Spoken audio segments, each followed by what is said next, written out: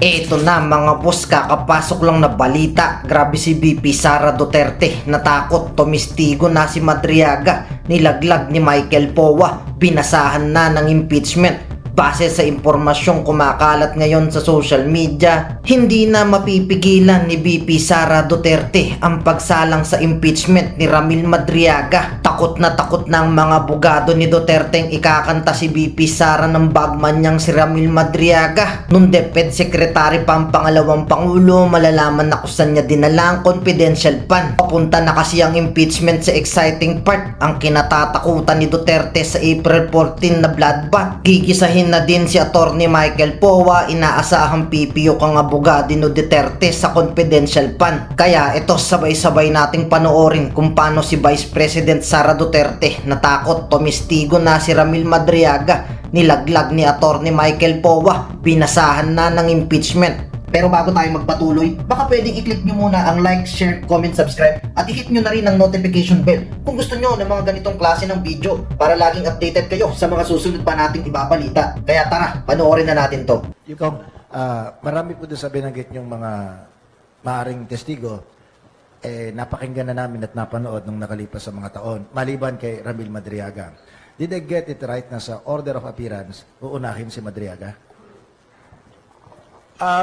Mas malamang po mauuna po si Mr. Madriaga doon po sa pagsasalang po ng komite only because yung pong order ng court no, na pumayag po na magpakita po siya sa amin pong komite ay meron pong time schedule. No? So, ang order po sa kanya ay magpakita sa amin pong komite from 8 a.m.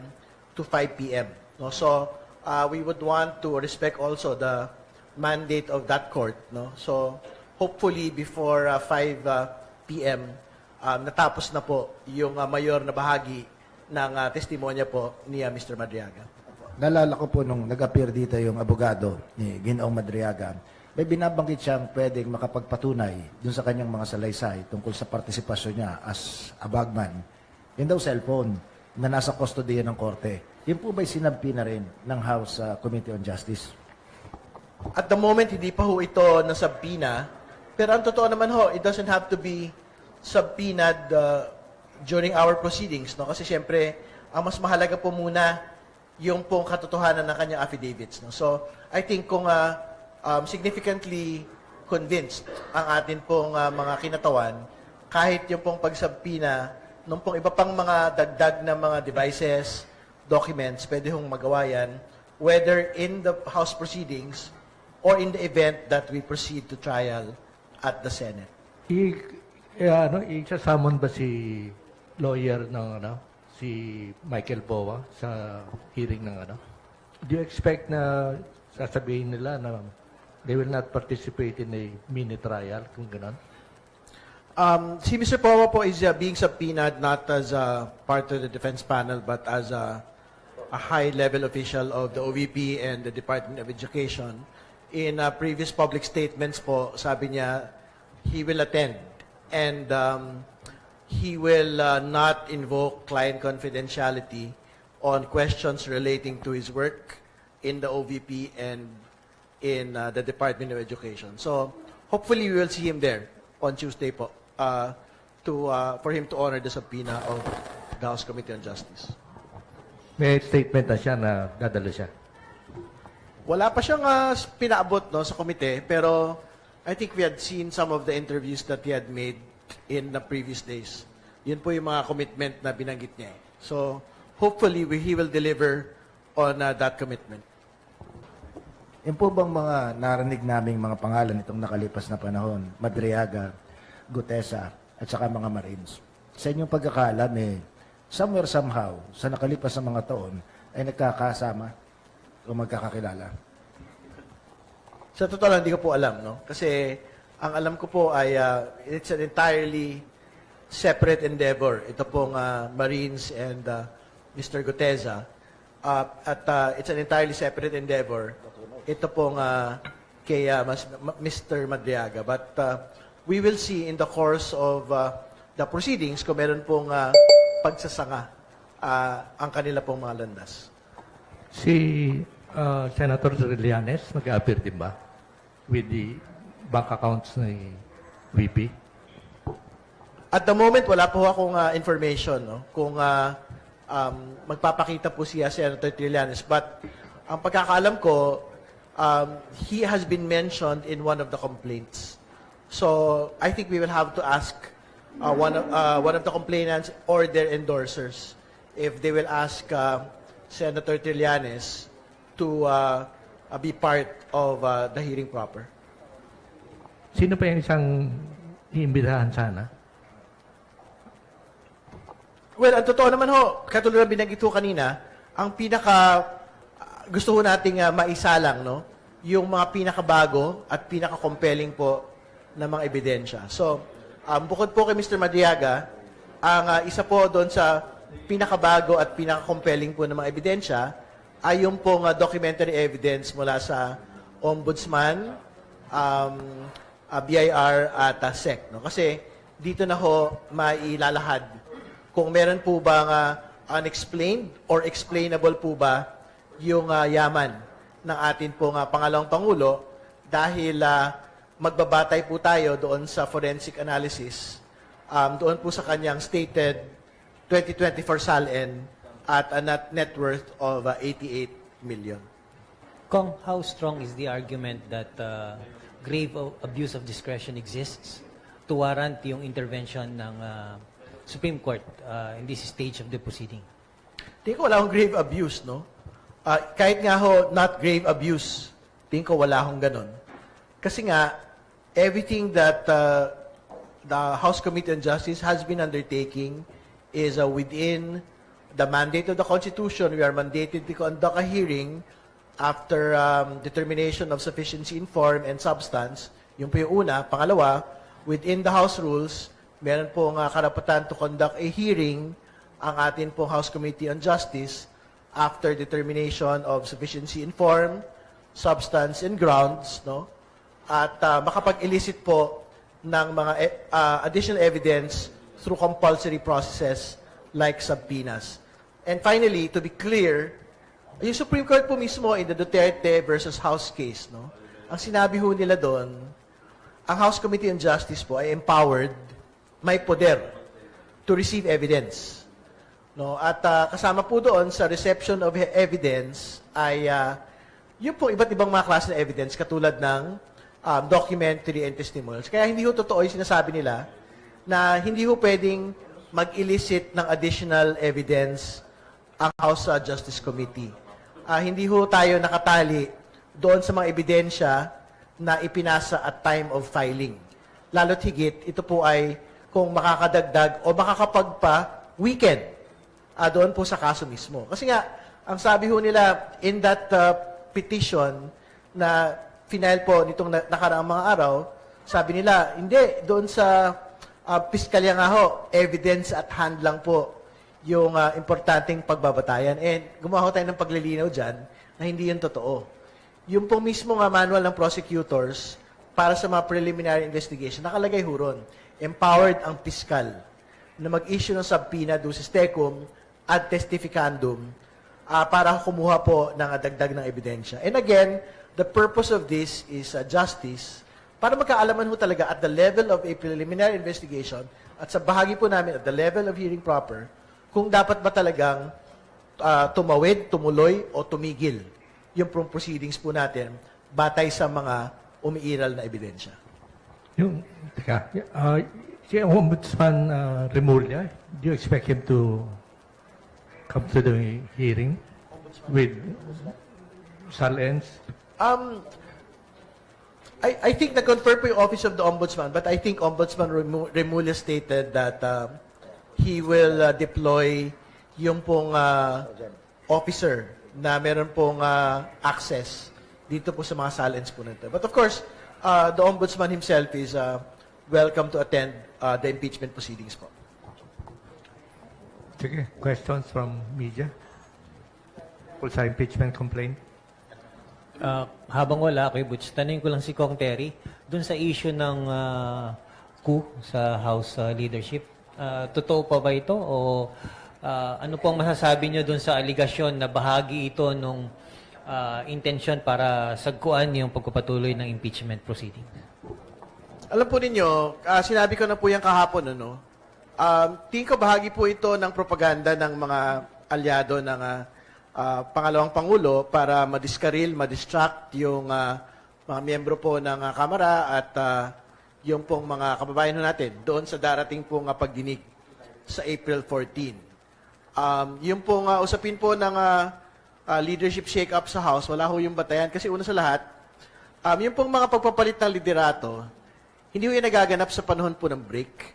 Ang pagganap po ng mga pagpapalit po ng liderato during the course of session. Kasi para makapagpalit ng speaker, kailangan po ng motion to vacate yung pong leadership positions.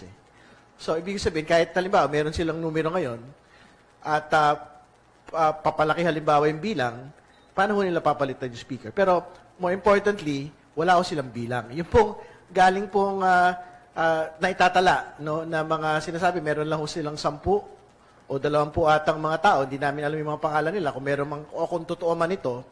Pero, ano ho ba yung threshold vote to replace a speaker?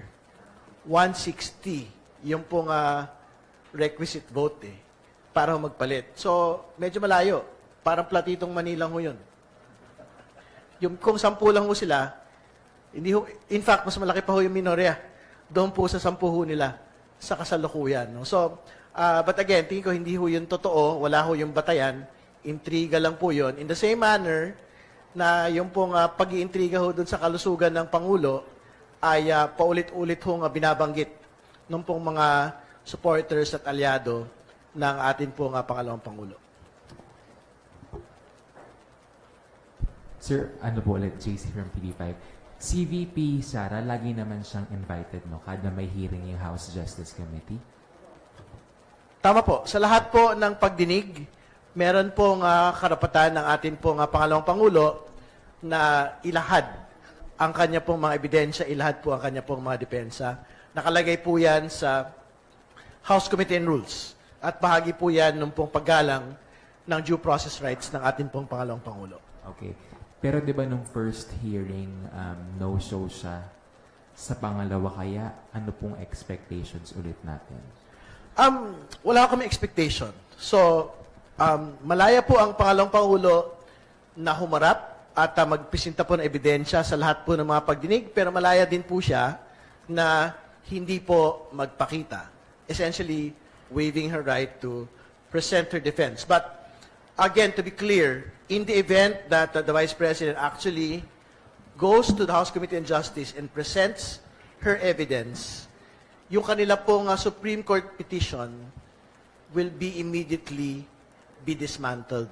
Kasi jurisdictional po yung question nila sa Korte Suprema.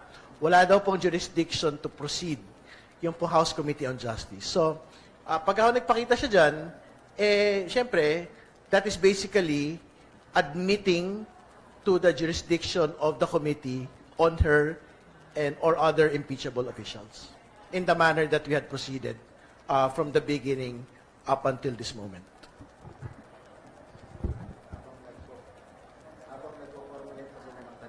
Kong Terry, balik ko lang sa yung ko tanong kanina.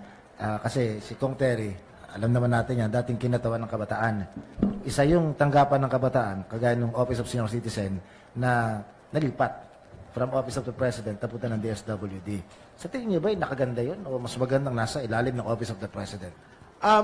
Balikan lang ho natin yung pagpapalit from OP. Lahat po ng mga sectoral offices, no, katulad ng National Commission for Indigenous Peoples, Philippine Commission on Women, Presidential Commission for the Urban Poor, ito nga yung sa Senior Citizens Commission, and I think even po yung National Youth Commission, inilipat po ito from the Office of the President to the Department of Social Welfare and Development, no? Nung pong panahon ng dati pong gobyerno.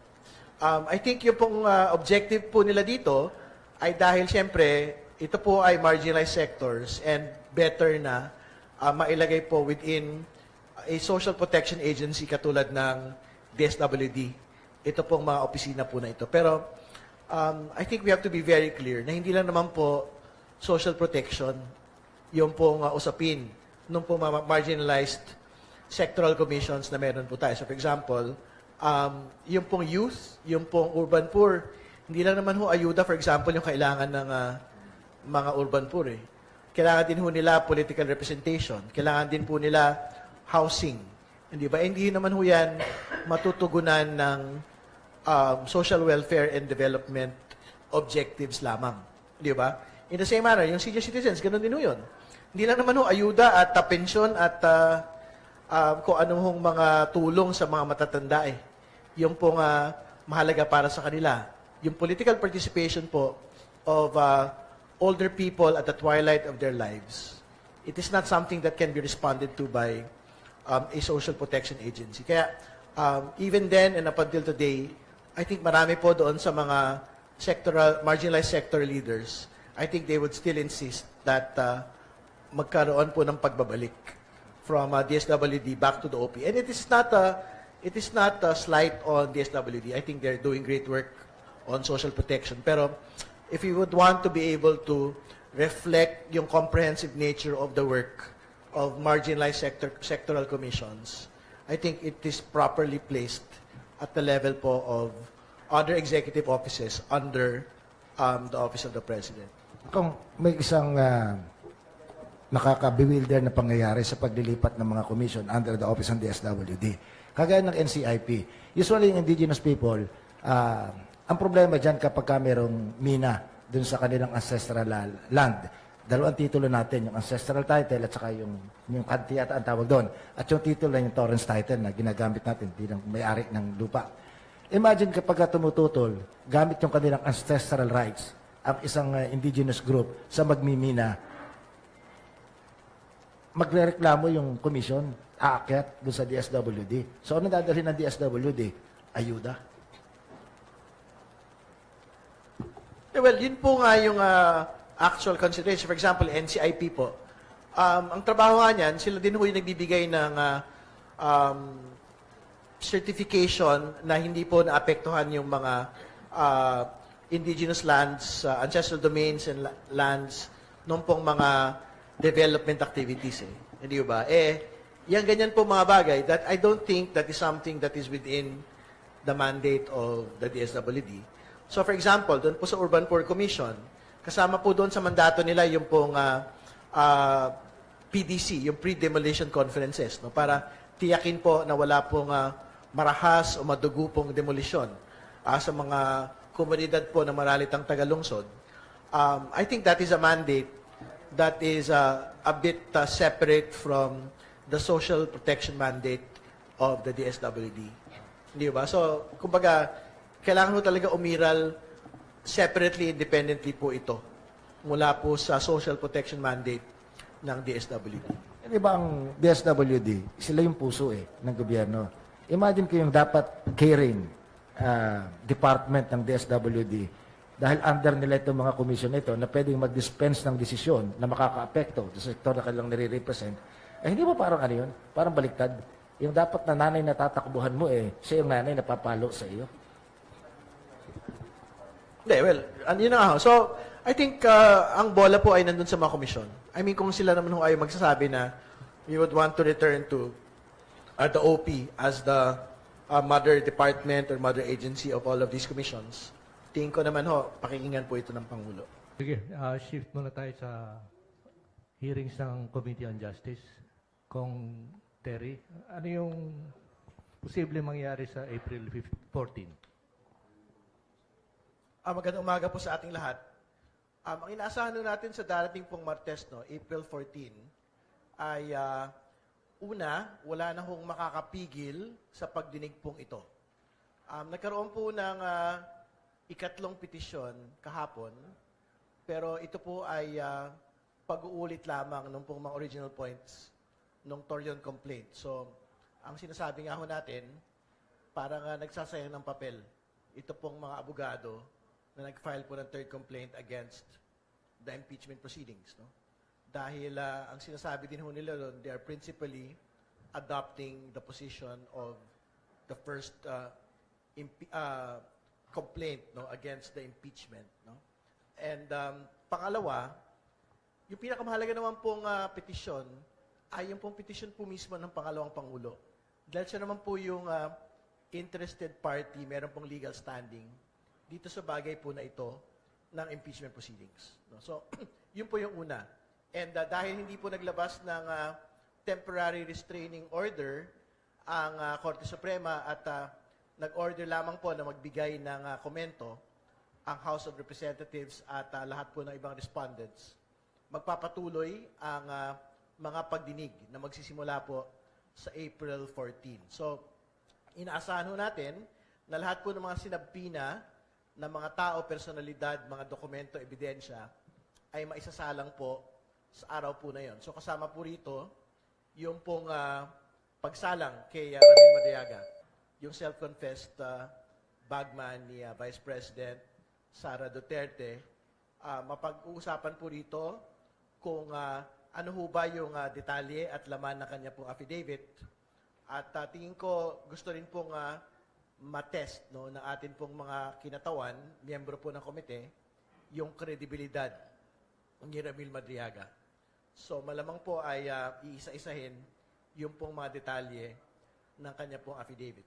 Meron pong particular focus din po sa confidential misuse no, sa araw po na ito.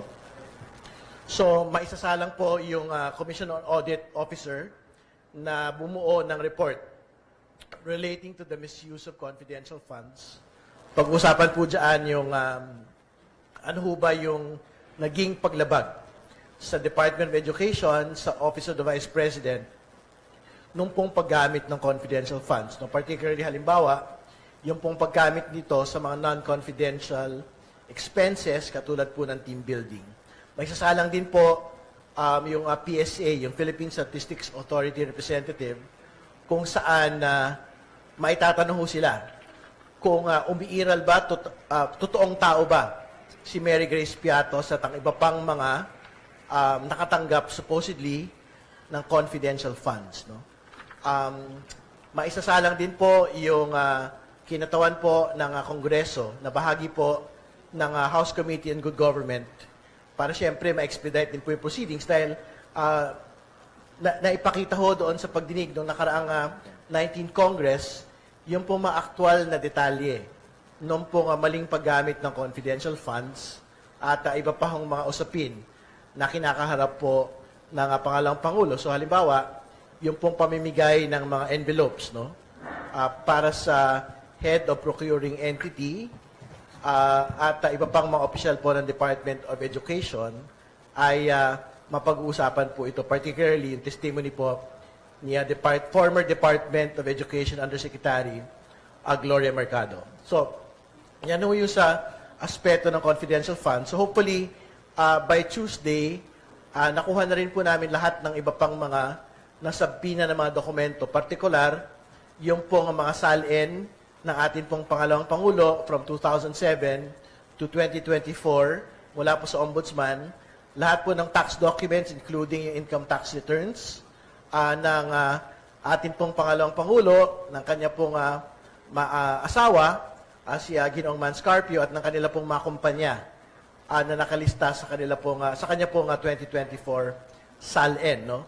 Inaasahan din ho natin na makukuha po natin yung mga lahat ng corporate and financial documents ng lahat ng kanilang mga kumpanya at na nakalagay po sa kanila po sa kanya po 2024 SALN. So pagka merong sapat na panahon, hopefully lahat po naman na imbitahan ay maisalang, pero kung hindi sila maisalang sa darating pong Martes, isasalang po sila sa mga susunod pa pong mga pagdinig. Kung Ompong Ordonez.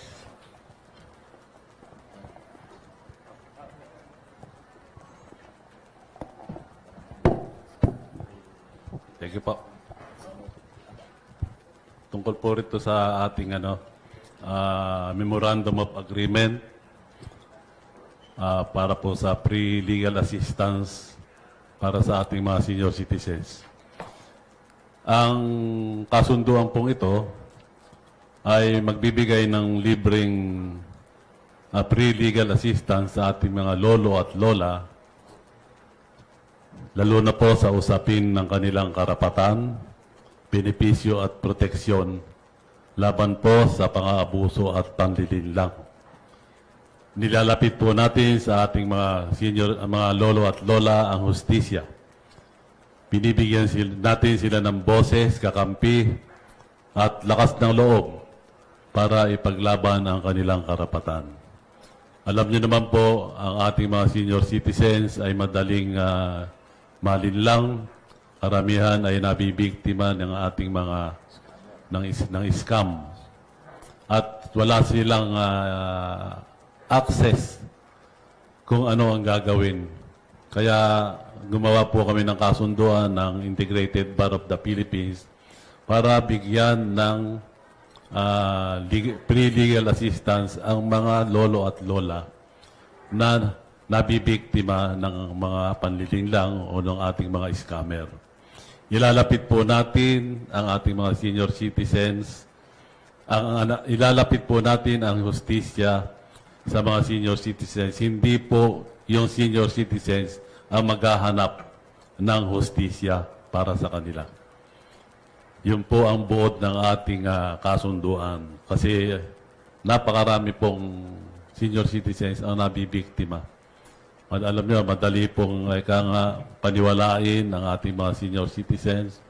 Mapangakuan lang ng may malaking kita ay yung kanilang mahabang panahon na inipon ay napupunta lamang po sa mga taong ay nambibiktima.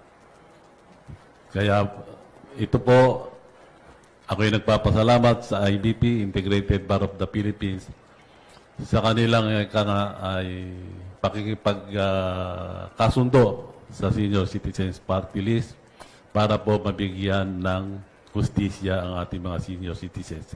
Ito po ay pangbuong bansa, hindi po lamang dito sa NCR.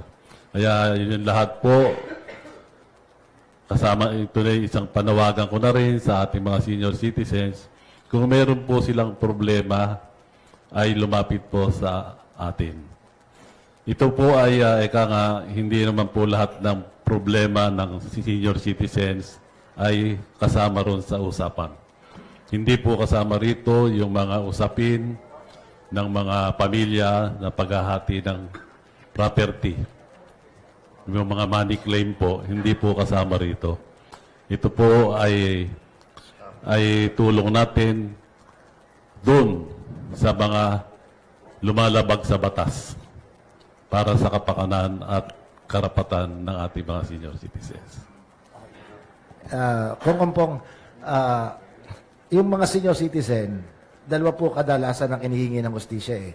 Yung silang dinimanda, pwedeng tumakbo kasi ang libreng abogado sa PAO, Public Attorney's Office, pwede mo lang gamitin pag ikaw ang dinimanda. Pero ang PAO hindi pwedeng gamitin pag ikaw ang magdedemanda. So pag ikaw na-scam at magdedemanda ka, hindi pa pwede yung PAO. Diyan po sa kasundoon, pakikipagkasundo ng Integrated Bar of the Philippines, yung po bang nabiktima na karoon ng injustice, pwede naman siyang magdemanda? Opo, kasi sakop po yun ng ating kasunduan na hindi po basta po idinimanda o magdidemanda basta po para sa karapatan ng ating mga senior citizens. Ito po ay sakop ng aming kasunduan. At ito po ay libre. Meron po ba kayong nababalitang inaabusong mga matatanda ng kanilang mga anak o mga apo? Napakarami po. Ito ay sakop ng ating kasunduan. Yung mga inaabuso ng pamilya, yung mga inaabandona, kailangan po nating ipaglaban yan. Hindi po tayo papayag ng ating mga senior citizens ay naagrabyado. Paglalaban po natin. Meron po kasi ako naririnig na kwento, malamang dito marami makarelate. Naniniwala yung mga apo, naniniwala yung mga anak, na kapag matandaan yung kanilang magulang, matanda yung lolo, no choice kung hindi sila yung tagapagmana ng kanilang lupain. At nakokontrol ng mga anak at ng mga apo kung ano man ang proceed dun sa property ng matanda, lalo na mahina na at hindi naman nakapag-aral masyado yung matanda. Yung po bang ganung mga usapin, pwede rin ipasok dyan sa IBP? Opo, pwede po natin ipasok diyan. Kasi nga, sinasabi natin, kailangang ipagtanggol natin ang mga senior citizens na naagrabyado. Lalong-lalo na kung nangaagrabyado sa kanila ay mismong pamilya. Bibigyan po natin ng hustisya ang ating mga nakakatanda. Pwede kay Kong Ompong. Kong, magtanong lang po ako sa inyo. Sa ganitong sitwasyon ho, kung saan nakikita natin yung gobyerno ay nag-renew ng pamimigay ng ayuda sa ilang sektor ng ating lipunan. Papaano po ang postura ng mga senior citizens? Nakakatanggap po ba ang karamihan sa kanila o dependent pa rin ito dun sa mga LGUs na ibinibigay? Well, actually, hindi ayuda yung natatanggap namin, kundi yung sa social pension for indigent. Ngayon, nagkakaroon din, nakakatanggap sila ng ayuda, yung tinatawag natin AIX. Pero dito sa mga nangyayari na to, wala akong nababalitaan na ang ating mga senior citizens ay nakakatanggap ng ayuda. Nasaan na po tayo sa puntong ito kung saan hindi ba dapat universal o pangmalawakan po yung binibigay na pensyon? Pero ngayon po parang base sa pagkakaunawa natin, depende po sa kakayahan ng mga LGU pa lang. Meron po bang hakbang na ginagawa ang partido ninyo para may sakatuparan yung isang universal na pensyon para sa ating mga senior citizens? Alam mo kasi, yung universal, last Congress, ito ay naiakyat natin sa Senate, bagaman hindi umusad. So, nitong 20th Congress, ito na ating inirefile at ito ay nakapasa na sa Committee on Senior Citizens at ngayon ay nasa Committee on Appropriations at pinag-uusapan yung dapat na ilaang pondo. Now, yun nabanggit mo yung local government mga local government ordinance kasi yan na nagbibigay sila ng ibang benepisyo para sa ating mga senior citizens. Yan ay depende sa kakayahan ng isang LGU. Kung kaya nilang, marami na mga LGU na nagbibigay ng pensyon sa ating mga senior citizens, bagamat limitado rin eka nga, para maipakita lang yung pagmamahal ng LGU, ay binibigyan nila ng konting halaga. At yun nga, medyo may reklamo pa rin sa ating mga senior citizens dahil hindi naman lahat ng senior ay nabibigyan. Karamihan ang reklamo, mga kakampi labang ng LGU yung nakakatanggap. So yun ang nakakalungkot. Dapat kung magbibigay tayo ng biyaya sa ating mga senior citizens, dapat sa lahat, hindi yung namimili lamang ng kakampi. Kung naalala ko, sometime last year, inilipat yung Office of Senior Citizen Affairs, dati under sa Office of the President. Ngayon, ginawang attached na lamang sa DSWD. Ano bang nangyari? Mas naging efficient ba yung pagbibigay ng tulong sa mga senior citizen na nasa ilalim ng isang departamento o mas maganda pa nung dati na nasa ilalim ng Office of the President? Yan ang ating mahigpit na tinututulan. Kasi nag-issue na executive order ang ating dating executive secretary na gawin na lamang attached agency ang NCSC ng DSWD. At ako'y naniniwala po na ito ay sabihin natin na ako po hindi abogado, pero parang hindi po tama kasi hindi dapat na ang Republic Act ay i-amend lamang ng isang executive order. Ako po hindi abogado, pero yan po yung aking pananaw. Ngayon, ang nangyayari po, medyo may mga reklamo rin dito pagdating sa DSWD dahil hindi naman din po nila nagagampanan.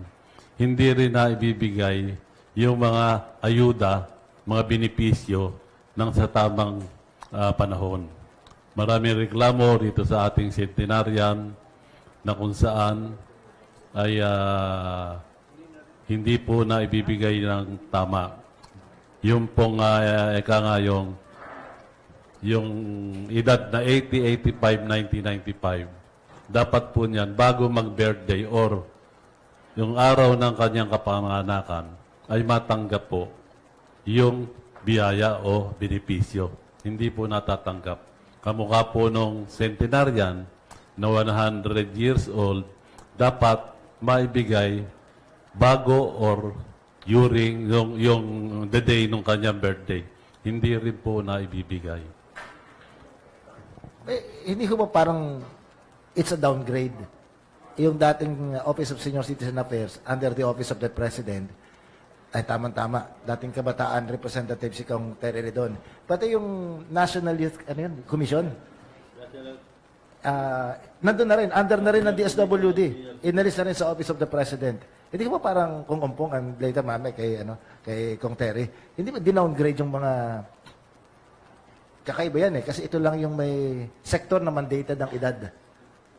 Kaya po i-create yung ating Republic Act 11350 o yung Creation of National Commission of Senior Citizens para po mayroong isang komisyon na tututok sa ating mga senior citizens.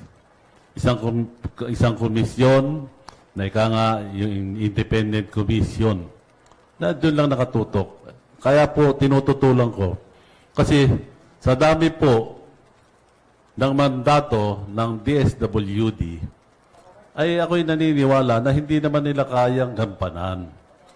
Pagkamukha niya, nagkaroon ng kalamidad o di mapapabayaan na naman ng senior. Kamukha nitong crisis natin, nakatutok sila ron sa mga apektado nitong crisis, nalimutan na naman ng senior citizens. Kaya po, ako'y nakikiusap sana na ibalik ang National Commission of Senior Citizens sa Office of the President. At ito po'y matagal ko nang ipinakikiusap sa ating Pangulo. Kay Kong Terry, Ngayon, kayo bilang Pilipino, ano ang masasabi nyo at reaksyon sa balitang ito? Mag-iwan kayo ng komento sa ibaba at atin niyang babasahin isa-isa.